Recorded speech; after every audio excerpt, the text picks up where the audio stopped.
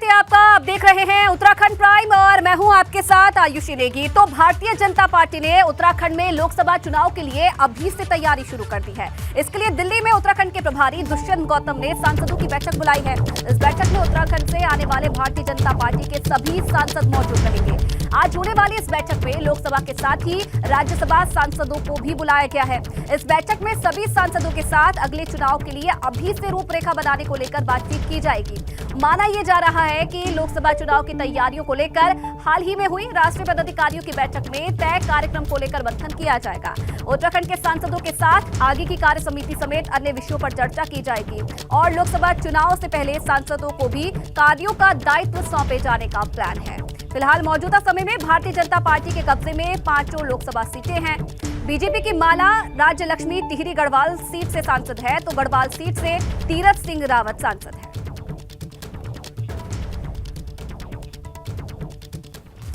तो दिल्ली से जीत का क्या है भाजपा का प्लान, ये आपको ग्राफिक्स के जरिए समझाते हैं। उत्तराखंड भाजपा ने 2024 के चुनाव की तैयारियां शुरू कर दी है। भाजपा प्रदेश प्रभारी दुष्यंत गौतम ने ये बैठक बुलाई है। रमेश पोखरियाल निशंक के आवास पर ये मीटिंग होनी है। रात 8 बजे से सांसदों की बैठक जो है वो शुरू होगी। लोकसभा सांसदों के अलावा राज्यसभा सांसदों को भी बैठक में बुलावा है। चुनाव के लिए अभी से रूपरेखा बनाने को लेकर मंथन किया जाएगा। फिलहाल लोकसभा की 5 सीटों पर भाजपा का कब्जा है और आने वाले समय में क्या रणनीति रहेगी लोकसभा चुनाव में उत्तराखंड के लिए, इसके लिए आज मंथन किया जाएगा। उत्तराखंड भाजपा प्रभारी दुष्यंत गौतम का बयान सामने आया है। उनका कहना है कि आज की बैठक में समन्वय को बेहतर किया जाएगा। इसी के साथ प्रदेश के बेहतर कार्यों को लेकर सांसदों के साथ मंथन होगा। सरकार, संगठन और सांसदों के बीच बेहतर तालमेल के लिए ये बैठक की जा रही है।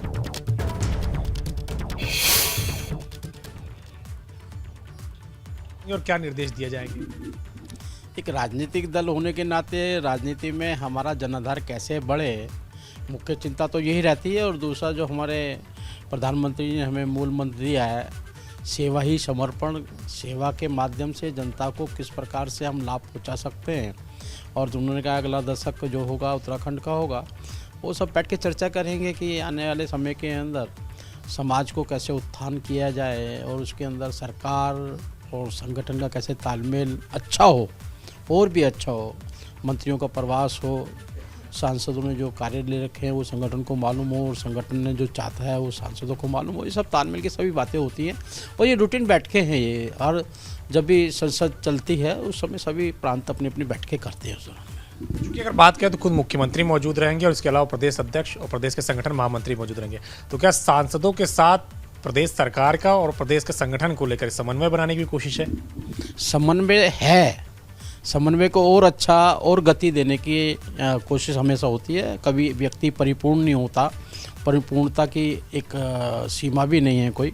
इसलिए लगातार काम करते हैं और समाज को जो हमारा संकल्प है उसको आगे बढ़ाने के लिए क्या क्या नीतियाँ हम बना रहे हैं, सरकार को भी मालूम पड़ जाए, संगठन को भी मालूम पड़ जाए, आपस में तालमेल बनकर उसको जनता के आखिरी छोर तक ले आने का काम करेंगे। शुक्रिया हमसे बातचीत करने के लिए। उत्तराखंड के बीजेपी प्रभारी दुष्यंत गौतम जो कि आज बैठक कर रहे हैं उत्तराखंड के सभी सांसदों के साथ। इनका कहना है कि सरकार, संगठन और इसके साथ साथ सांसदों के बीच में समन्वय और बेहतर बनाया जा सके और क्षेत्र में सांसद सक्रिय हो और प्रधानमंत्री की तमाम सारी योजनाओं को जनता तक पहुंचाया जा सके, इसको लेकर के बातचीत होगी। कैमरा सुनील कुमार के साथ अविनाश तिवारी, एबीपी गंगा, दिल्ली। और चलिए इसी खबर पर और ज्यादा जानकारी देने के लिए अविनाश तिवारी इस वक्त सीधा लाइव हमारे साथ जुड़े हुए हैं। अविनाश, ये बैठक होने वाली है सांसदों की, सबसे पहले जानना चाहेंगे आधार क्या रहने वाला है बैठक का और ऐसे कौन से मुख्य बिंदु है भारतीय जनता पार्टी के जिन पर इस बैठक में मंथन किया जाएगा विशेष तौर पर? देखिए अगर बात करें तो अब 2024 का लोकसभा चुनाव सामने है। 1 वर्ष का ही समय बचा हुआ है जिसमें तैयारियों में तमाम सारे जो बीजेपी के नेता हैं वो अब लगने जा रहे हैं। यही कारण है कि आज उत्तराखंड के सभी सांसदों को बुलाया गया है बैठक के लिए।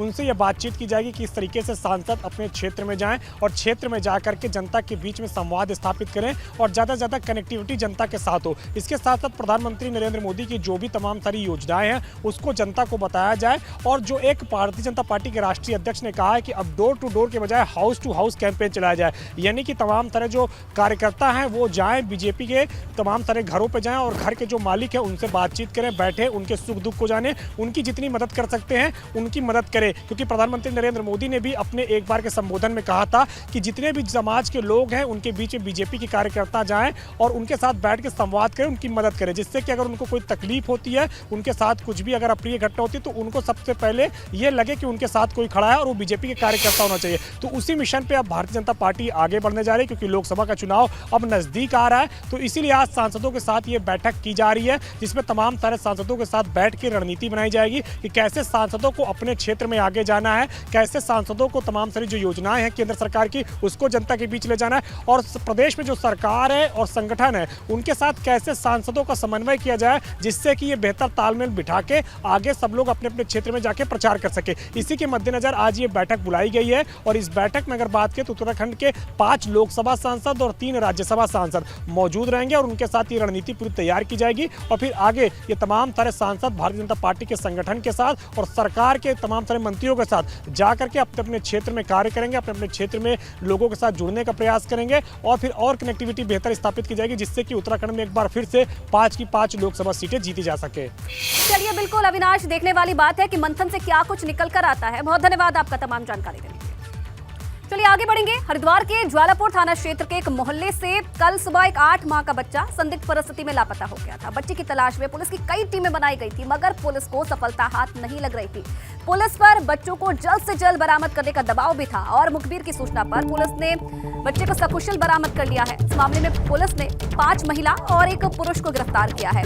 पूछताछ में जो सामने आया है उसने पुलिस के भी होश उड़ा दिए हैं। दरअसल आरोपियों द्वारा बच्चों को बेचने के लिए चोरी किया गया था और 2.5 लाख रुपए में बच्चे का सौदा किया गया था, जिसमें 50,000 रुपए इनके द्वारा एडवांस भी लिए गए थे। अब पुलिस इनसे पूछताछ कर रही है कि इन्होंने बच्चों को किसको बेचने का सौदा किया था। तो पुलिस ने 8 महीने के मासूम को बरामद किया है। कल सुबह इन अपहरणकर्ताओं ने बच्चे का अपहरण किया था, जिसके बाद पुलिस को यह बड़ी सफलता मिली है। 4 महिलाओं सहित एक पुरुष को गिरफ्तार किया है।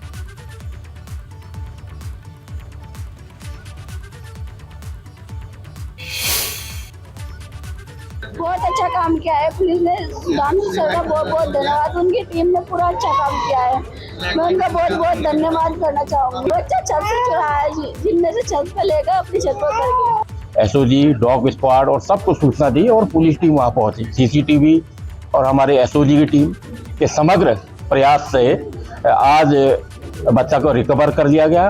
के पीछे कुछ लोग थे जो बच्चे को बेचने का काम कर रहे थे।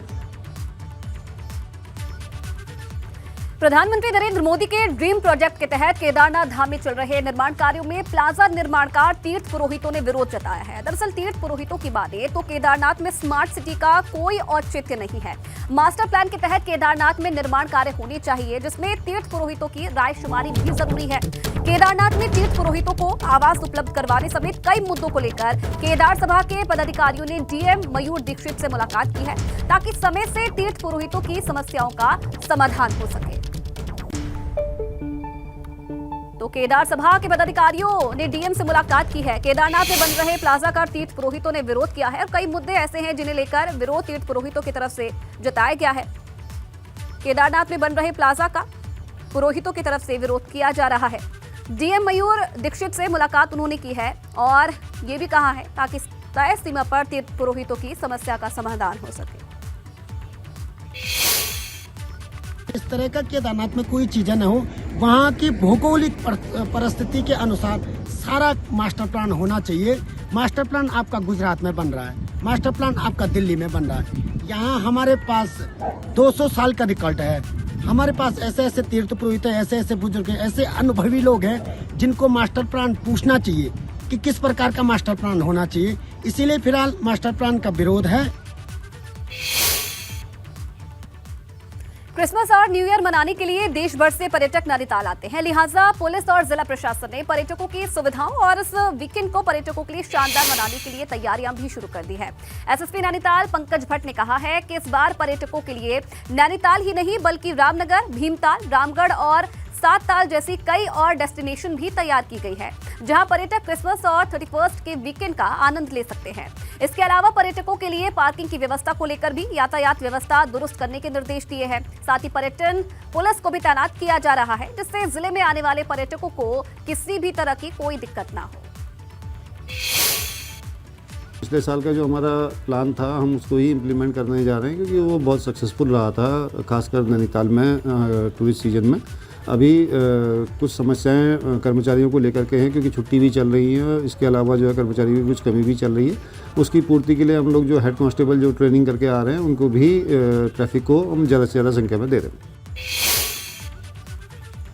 वहीं नैनीताल में खुला आसमान होने के बाद हिमालय पर्वतों के सुंदर और भव्य दर्शन हो रहे हैं। नैनीताल पहुंचे पर्यटकों का हिमालय का दृश्य देखकर खुश हो गए हैं। नैनीताल के Himalaya Darshan, snow view, tiffin top, Ramgarh, Mukteshwar समेत कई जगहों से बर्फ से ढकी पर्वतीय श्रृंखला इन दिनों पर्यटकों के मुख्य आकर्षण का केंद्र बनी हुई है। यहाँ से हिमालय पर्वत साफ साफ नजर आ रहे हैं। पर्वतों को नेक्ड आई मतलब बिना किसी चश्मे या फिर दूरबीन के भी साफ साफ देखा जा सकता है। और यहाँ पर्यटन व्यवसाय से जुड़े लोग दूरबीन लगाकर पर्यटकों को हिमालय की ऊंची ऊंची मुख्य चोटियां दिखा रहे हैं। कुमाऊं के पहाड़ों से इस क्षेत्र की सबसे ऊंची बर्फीली चोटी नंदा देवी के साथ साथ चौखंबा, पंचाचूली, मैकतोली, त्रिशूल, नंदा घुटी और छोटी नंदा देवी दिखती है।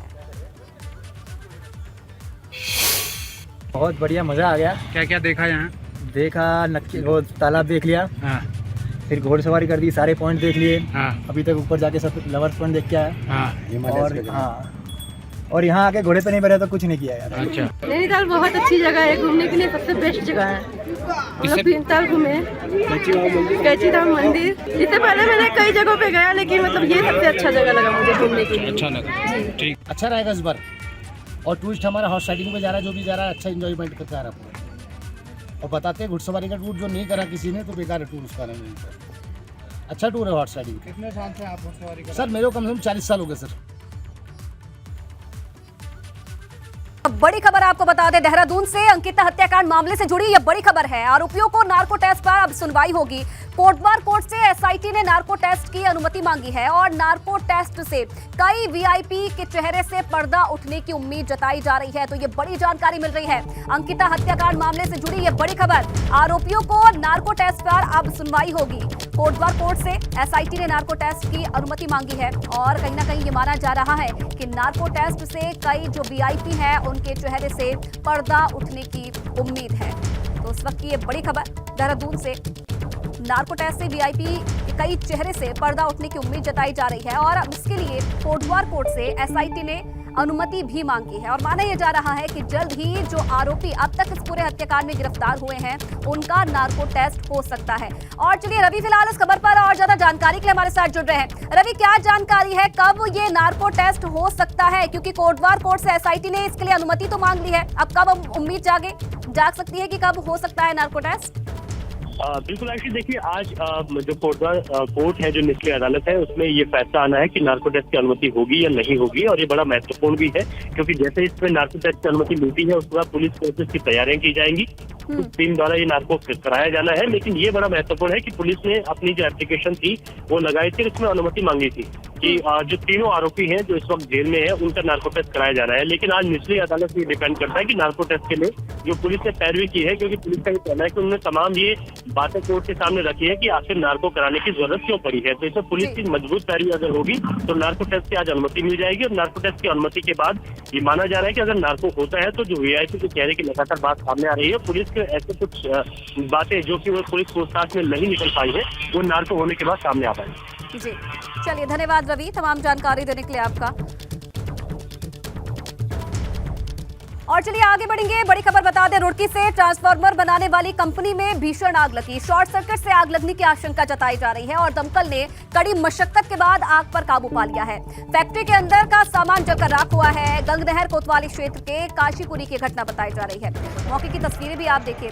शॉर्ट सर्किट से हालांकि आग लगने की आशंका जताई जा रही है, जिस पर कड़ी मशक्कत के बाद दमकल ने काबू पा लिया है। गंगनहर कोतवाली क्षेत्र के काशीपुरी की घटना बताई जा रही है। इस आग के बाद लाखों का सामान जलकर खाक हो गया है। फैक्ट्री में अचानक से आग लगी, जिसके बाद माना जा रहा है कि शॉर्ट सर्किट से आग लगी है। एक और बड़ी खबर देहरादून से, अनुपूरक बजट को राजभवन ने मंजूरी दे दी है। करीब 5000 करोड़ का अनुपूरक बजट है और विधानसभा से पारित होकर राजभवन मंजूरी के लिए भेजा गया था। अब विकास कार्यों को इससे गति मिलेगी, तो ये बड़ी खबर, अनुपूरक बजट को राजभवन ने मंजूरी दे दी है। करीब 5000 करोड़ का यह अनुपूरक बजट है और विधानसभा से पारित होकर राजभवन मंजूरी के लिए भेजा गया था, जिस पर मंजूरी अब मिल गई है और अब जो विकास कार्य है उन्हें गति मिलती हुई नजर आएगी। तो ये बड़ी जानकारी मिल रही है। शीतकालीन सत्र में अनुपूरक बजट को मंजूरी के लिए भेजा गया था राजभवन। अब 5000 करोड़ का ये अनुपूरक बजट है जो कि मंजूर हो गया है और अब जितने भी प्रदेश के विकास कार्य हैं उनको इस अनुपूरक बजट के बाद विकास तेजी मिलती हुई नजर आएगी। तो करीब 5000 करोड़ का अनुपूरक बजट है जिसे विधानसभा से पारित होकर राजभवन मंजूरी के लिए भेजा था और इसे मंजूरी मिल गई है और जल्द से जल्द अब जो विकास कार्य हैं उन्हें गति मिलती हुई नजर आएगी। तो उत्तराखंड के विकास के लिए काफी फायदेमंद ये अनुपूरक बजट माना जा रहा है। और अजीत सिंह राठी ब्यूरो चीफ हमारे साथ जुड़े हैं। अजीत जी, अनुपूरक बजट को मंजूरी मिल गई है और अब आने वाले समय में जितने भी विकास कार्य हैं प्रदेश के उन्हें गति मिलती हुई नजर आएगी। जी ऐसे देखिए, पिछले दिनों विधानसभा में 5000 करोड़ के आसपास का ये सप्लीमेंट्री बजट एक पास किया गया था। विधानसभा से पारित होने के बाद क्योंकि जब तक राजभवन की मंजूरी नहीं मिल जाती तो राजकोष में पैसा ट्रांसफर नहीं होता है, तो इसलिए राजभवन ने कल शाम इसको मंजूरी दे दी है। तो तकरीबन 5000 करोड़ वो जो रुपए जो राज्य को चाहिए विकास कार्यों के लिए चाहिए, अधिष्ठान के लिए चाहिए, तमाम जो दूसरे खर्चे हैं तो खर्चों की मदों में जो पैसा चाहिए वो पैसा अब मिल सकेगा और जो ट्रेजरी है उनको ट्रांसफर हो सकेगा। और अब ये बजट जो रुके हुए विकास कार्य थे जिनको बजट की आवश्यकता थी, जिनके लिए सप्लीमेंट्री बजट लाया गया था, तो वो उनको गति मिल सकेगी। तो राजभवन से ये इस बजट को जो विधेयक गया था अनुपूरक विधेयक, तो उसको मंजूरी मिल गई है और मिलने के बाद अब सरकार ने थोड़ी राहत की सांस ली है। और हालांकि इतना समय लग जाता है लेकिन मिलना एक बड़ी बात है क्योंकि बहुत सारे कार्य रुके हुए थे। जी चलिए, बहुत धन्यवाद आपका तमाम जानकारी देने के लिए अजीत जी। वहीं उत्तराखंड में अब लोगों को मौसम की सटीक जानकारी मिल पाएगी। राज्य आपदा प्रबंधन प्राधिकरण और मौसम विभाग के बीच आज MOU साइन हुआ है और इस दौरान आपदा प्रबंधन के सचिव रंजीत सिन्हा और मौसम विभाग के निदेशक विक्रम सिंह भी मौजूद रहे। हालांकि इससे पहले भी 5 सालों के लिए दोनों विभागों के बीच MOU साइन हुआ था, लेकिन अब फिर से 5 सालों के लिए MOU को बढ़ाया गया है। अगले साल मानसून सीजन से पहले 4 से 5 कम्पैक्ट रडार लगाने पर भी समझौता हुआ है, जिनके लिए जल्द ही स्थान चिन्हित किए जाएंगे। IMD की जो अपनी कमियां हैं उसको स्टेट गवर्नमेंट पूरा करने के लिए तैयार है और हमें ये जो रिक्वायरमेंट है हमारी उसके अनुसार IMD काम करे यहाँ पे, और इसी के लिए हमने ये MOU किया है कि जहाँ पर जो गैप है दोनों के पास, वो गैप एक दूसरे के गैप को हम एक दूसरे को मिलकर पूरा कर सकें। और जब ये गैप पूरा हो जाता है तो हमें हमारी रिक्वायरमेंट के अनुसार हमें काइंड ऑफ कह सकते हैं सर्विसेज मिलते हैं। IMD को जो उनकी कमियां हैं उसको स्टेट गवर्नमेंट पूरा करती है। एक तो जब लार्ज स्केल सिस्टम होगा तो उसकी जो फोरकास्ट वो बेटर होती है क्योंकि वो उसका मतलब जो डायमेंशन वो बड़ा है और उसको कैप्चर करने के लिए सारे सिस्टम है। लेकिन जब वही चीज़ें स्मॉल स्केल पर होती हैं तो कहीं ना कहीं थोड़ा कैप्चर उतना उसमें नहीं होता, तो वो हम फिर नाव कास्ट में उस चीज़ को कर सकते हैं। तो तब ठीक है, पूरा स्टेट जो अपनी मशीनरी वो अपना लगा करके जो भी लोगों को एहतियात बरतने के लिए उसको फिर चाहे उनको आवागमन रोकना पड़े या और इसी तरह की और कार्रवाई करना वो करते हैं।